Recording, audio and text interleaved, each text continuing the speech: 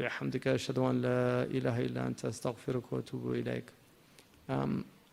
I did want to say though about the fatwa, being quick in your fatwa, because that was the other part I didn't mention. The early ulama were very, very wary of being quick in fatwa. They took their time with fatwa. They never gave a fatwa quickly. And Sahnun said, Wallahi, I've never asked about a question except I know the answer. I know where I learned it. I know which page it's on, and I can quote it directly, but I don't do it because I don't want people to come after me and take me as an example of being too quick in their fatwa.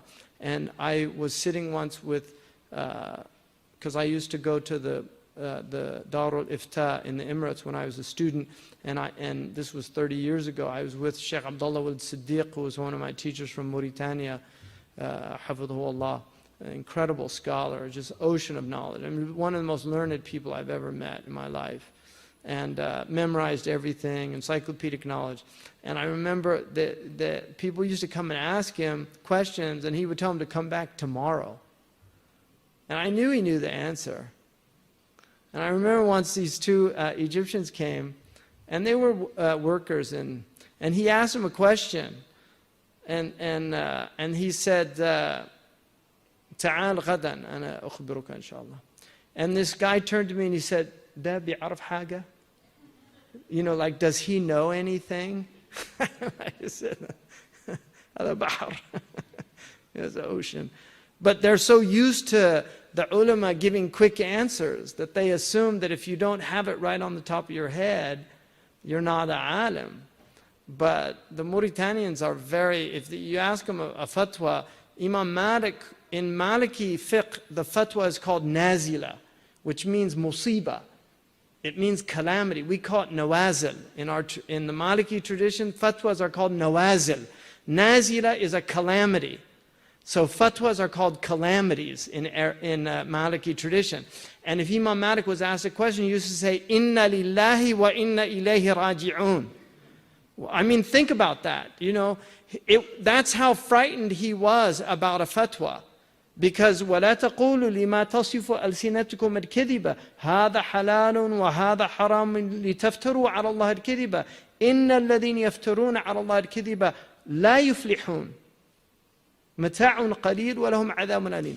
Allah says, Surah An-Nahl, that do not say with your tongues, لَا تَقُولُوا تَصِفُ أَلْسِنَتُكُمُ الْكَذِبَ, that, and your tongues describe a lie. They tell a lie, saying, هَذَا حَلَالٌ وَهَذَا حَرَامٌ. اللَّهُ أَذِنَ لَكُمْ? Did Allah give you permission to say that? Right?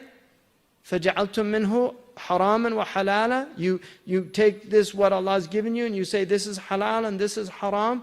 اللَّهُ أَذِنَ لَكُمْ أَمْ عَلَى اللَّهِ تَفْتَرُونَ? Or are you just telling lies about God? Right? أَن تَقُولُوا عَلَى اللَّهِ مَا لَا تَعْلَمُونَ, to say what you don't know about Allah. It's a big thing. It's worse than shirk, according to Ibn Qayyim in the I'lam al-Muwaqqi'in. So the mufti, people that want to give a fatwa quickly, those are foolish people. They don't know what knowledge is. And they should be really careful about fatwa, because you're basically saying, this is what I think. And there's different types of fatwa. You know, there's the fatwa of a madhab, you can give that easily if you know it. So Sheikh Abdullah bin Bayya has fatwa alif, fatwa ba, and fatwa jim. Like he put it into 3 categories. The first category are fatwas about the ibadah, just giving the hukm shar'i. So somebody asks you a question, how many rak'ats in Maghrib? You say there's 3. So you're giving the hukm shar'i. If you know that, you can give that, and that's not a problem. Somebody says, I broke my fast in Ramadan by mistake. I drank water.